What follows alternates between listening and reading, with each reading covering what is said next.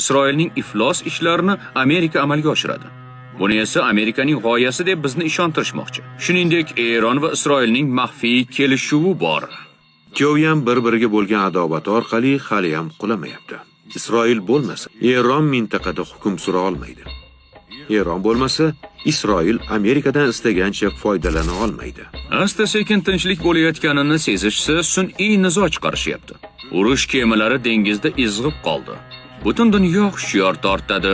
Eron kerilib, dushmanga dag'dag'a qiladi. Isroil esa Eron terrorchilarining asosiy homiysi. Uni yo'q qilishimiz kerak deydi. O'rtada esa neft va qurol mafiyasi katta pul topadi.